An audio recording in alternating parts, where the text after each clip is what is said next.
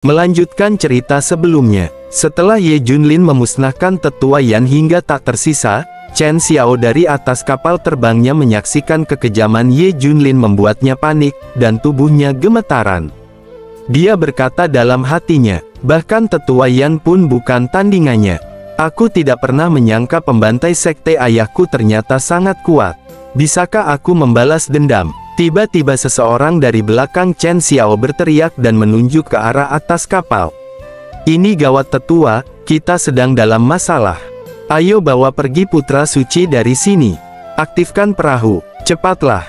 Terlihat Xiao Hong sudah mempersiapkan aura api yang berkobar di telapak tangannya. Dengan ekspresi sinis dia berkata, kalian pikir kalian bisa muncul seenaknya, dan kabur begitu saja. Musnah saja kalian semua. Tiba-tiba Xiao Hong melancarkan energi api yang berkobar, melesat ke arah kapal sekte Viteret Immortal. Orang-orang yang berada di area tersebut kembali terkejut, mereka berkata, setelah membunuh tetua sekte Viteret Immortal, sekarang kau ingin membunuh putra suci juga. Apa kau mencoba menghapuskan mereka sepenuhnya? Gila, pasangan guru dan murid ini benar-benar barbar. Lanjut ke situasi Xiao Hong. Sebelum energi api yang Xiao Hong lesatkan ke arah kapal terbang sekte Viteret Immortal, tiba-tiba muncul kultivator biksu memblok serangan dari Xiao Hong dengan tekniknya. Terlihat telapak tangan raksasa menahan kobaran api itu. Dengan ekspresi serius biksu itu berkata, Nona Benefaktor, kapan siklus balas dendam ini akan berakhir? Kenapa kau harus sekejam ini? Xiao Hong mendengar dan melihat yang dilakukan oleh biksu itu, dia meninggikan suaranya dan berkata, biksu tua, jangan pikir aku tidak bisa melihat tipu daya sekte Buddhamu. Terlihat Xiao Hong dengan auranya yang masih bergejolak di tubuhnya, dia melanjutkan perkataannya. Kau hanya ingin sekte Viteret Immortal berhutang budi padamu. Kepura-puraan seperti itu membuatku mual. Lalu biksu itu pun tersenyum, dan berkata dengan perlahan, Nona Benefaktor, jangan bicara sembarangan. Prasangkamu terhadap sekte Buddha sudah terlalu dalam, dan kau sedang berada di ambang jalan kejahatan. Biksu tua ini menyarankanmu untuk menahan diri. Mendengar perkataan biksu itu, Xiao Hong berkata dengan nada rendah, ketika aku berada di domain pusat, yang paling ku benci adalah para pemeditasi bajingan yang sebenarnya mengejar kepentingan mereka sendiri dan selalu berusaha membenarkan diri mereka dengan argumen moral. Sambil berkata, Xiao Hong menyiapkan energi api di telapak tangannya. Ia melanjutkan, apa salahnya bergabung dengan sekte demonik? Aku tidak butuh ceramah darimu. Mendengar perkataan Xiao Hong, biksu itu menyipitkan matanya, lalu ia menerjang ke arah Xiao Hong sambil berteriak, keras kepala dan tak kenal menyerah. Karena itu, biksu tua ini akan mencerahkanmu. Terpancar aura biksu itu, membentuk bunga teratai berwarna kuning keemasan. Gerakan tiba-tiba dari biksu itu membuat Xiao Hong sedikit terkejut, lalu dia bergumam dalam hatinya.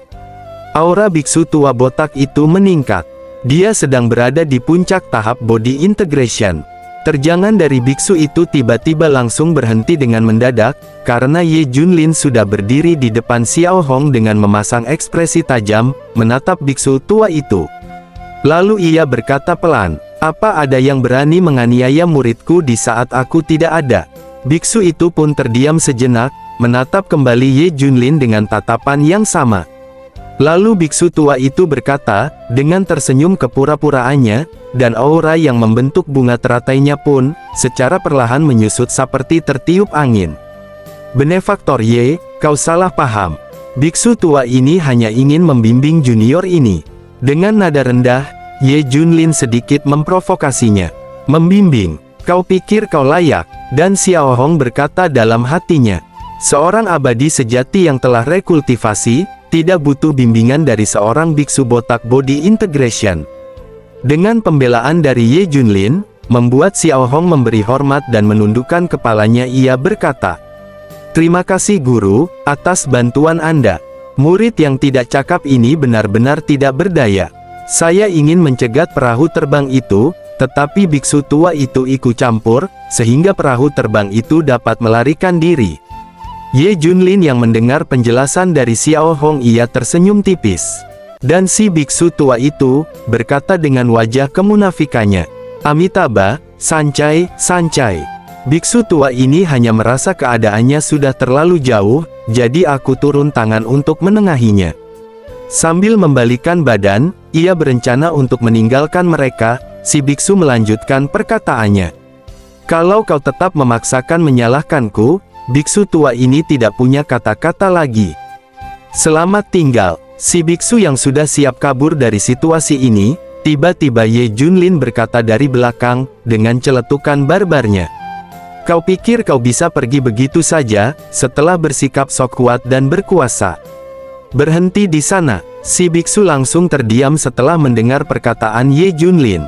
Lalu dia menoleh ke arah Ye Junlin, terlihat raut wajahnya sedikit panik dan berkeringat.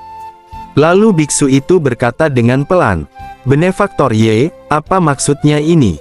Lanjut ia bergumam dalam hatinya, "Kuil Hanging adalah satu kekuatan Buddha terkemuka di wilayah timur. Kau baru saja menyinggung sekte Viteret Immortal. Tentu saja kau tidak akan berani menyinggung kuil Hanging juga kan?" Setelah Ye Junlin menghentikan biksu tua itu, ia melanjutkan provokasinya yang lebih ekstrim lagi. Dengan ekspresi tertawa jahat dan nada ejekan, Ye Junlin melontarkan kata-kata yang merendahkannya. "Hei biksu tua, kau benar-benar licik ya. Kau tidak melakukan apa-apa, tapi kau tetap mendapatkan keuntungan, sedangkan aku di sini yang akan disalahkan." Lanjut Ye Junlin berkata, "Karena kau pandai merencanakan sesuatu, kenapa kau tidak menghitung saja kapan kau akan mati?" Provokasi dari Ye Junlin berhasil membuat emosinya memuncak. Terlihat dari raut wajah si biksu yang sudah geram, ia berkata, "Benefaktor Ye, ini sudah kelewatan." Ye Junlin malah semakin menjadi-jadi, "Memangnya kenapa kalau aku kelewatan?" Terlihat Ye Junlin sudah melonjakkan aura yang membentuk kepalan tangan, melesat ke arah biksu munafik itu. Dan si biksu mengaktifkan teknik ciri khas sekte Buddha, Golden Bell Seal. Terbentuk aura kuning keemasan seperti lonceng, yang menyelimuti seluruh tubuhnya. Teknik para penganut Taois Buddha, terkenal dengan teknik pertahanannya yang sangat keras untuk ditembus. Namun tidak bagi Ye Junlin, hanya dengan satu serangan, dengan mudah teknik pertahanan biksu itu langsung hancur berantakan, dan biksu tua itu terlempar jatuh ke bawah daratan. Artefak tasbih biksu tua itu pun hancur berserakan.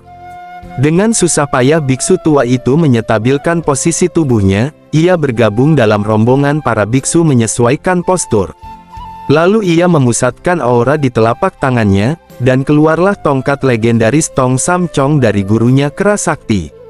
Dengan ekspresi penuh amarah, biksu tua itu berteriak lantang, "Kau sudah melampaui batas. Apa kau benar-benar berpikir kuil gantung itu lemah? Karena benefaktor Ye bersikap sombong duluan, jangan salahkan aku." Biksu tua ini bersikap kurang ajar.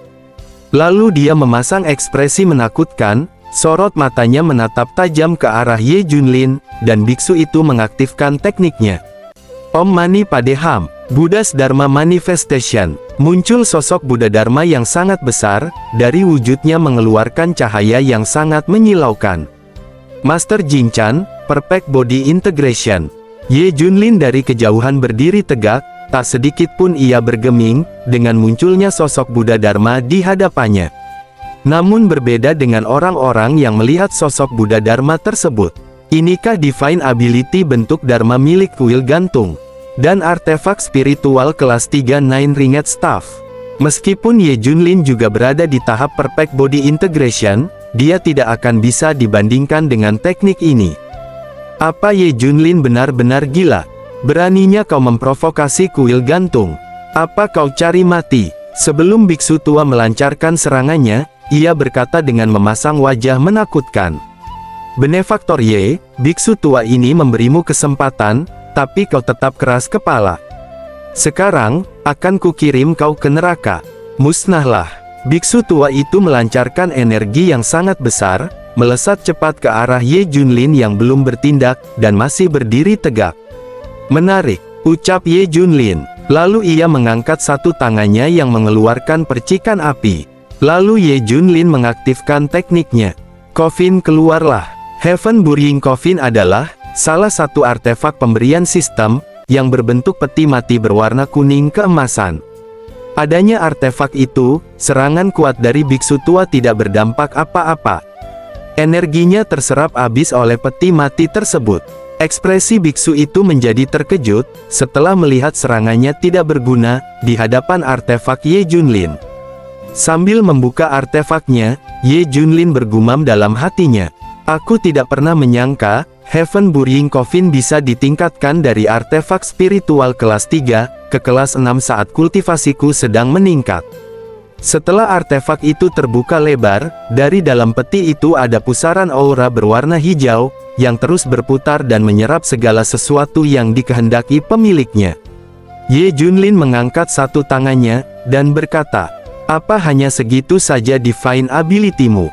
Lalu Ye Junlin menyedot paksa mereka dengan artefaknya. "Kalian semuanya, masuklah." Terlihat para biksu dipaksa terhisap oleh aura dari artefak spirit kelas 6 milik Ye Junlin. Mereka sangat panik, dengan berusaha mencoba untuk lepas dari fenomena tersebut. Dan mereka berteriak histeris meminta pertolongan. "Apa-apaan ini? Master, tolong aku." Jangankan murid-muridnya, masternya pun kewalahan. Dia pun beter terkejut, juga tidak bisa berbuat apa-apa. Artefak iblis. Sekte Profound Heavenmu memiliki objek iblis. Semuanya, orang ini adalah kultivator demonik, cepat habisi dia. Biksu tua mencoba mencari dukungan orang-orang yang berada di sekitar, dengan beralasan Ye Junlin dan yang lainnya adalah kultivator iblis. Orang-orang yang melihat sendiri kengerian dan kekejaman Ye Junlin, mana mau mereka terlibat. Yang ada mereka hanya mengantarkan nyawanya dengan cuma-cuma. Terlihat mereka pun yang hanya menyaksikan begitu panik, keringat bercucuran dari wajahnya. Siapa yang berani ikut campur di saat seperti ini? Xiao Hong menatap tajam dan serius, ia bergumam. Orang ini benar-benar memiliki rencana cadangan. Lanjut ke biksu tua. Dengan raut wajah yang semakin panik, biksu tua itu mencoba menahan aura yang akan menghisapnya juga. Ia berteriak keras kepada Ye Junlin. "Benefaktor Ye, kau sudah mencari musuh dengan sekte Viteret Immortal. Apa kau benar-benar ingin mencari musuh lagi dengan sekte Buddha terbesar di domain timur ini?" Ye Junlin menjawab perkataan biksu itu dengan ekspresi sinis dan serius. Sambil memperkuat daya hisapnya, ia berkata, "Yang paling aku benci adalah orang munafik sepertimu. Cukup bicaranya, sekarang kau masuklah." Daya hisap dari artefak Ye Junlin meningkat kuat, terlihat biksu tua terikat oleh aura hijau yang berasal dari dalam peti mati itu. Dengan teriakan histeris dan raut wajah menyedihkan, ia dipaksa masuk ke dalam artefak Ye Junlin. Dan artefak tersebut langsung menutup rapat-rapat dengan otomatis, setelah semua targetnya terhisap. Lalu Ye Junlin berdiri tegak dengan satu tangannya, mengangkat artefak peti kematian yang sangat besar. Dan ia berteriak keras dengan serius dengan nada tinggi dan dingin. "Siapa lagi di sana?" Teriakan Ye Junlin mendeklarasikan, tantangan kepada siapapun yang berani mengusik atau ikut campur urusannya, harus siap dengan kematiannya. Semua orang yang mendengarkan perkataan Ye Junlin, tidak satupun bersuara, suasana langsung hening sepi, hanya ekspresi wajah yang sangat panik dan derasnya tetesan keringat dari wajahnya, yang dapat diperlihatkan mereka. Video pun bersambung. "Lanjut, Pak Tua ini mencari-cari, kopinya mana bang? Saya butuh kopi nih buat bergadang."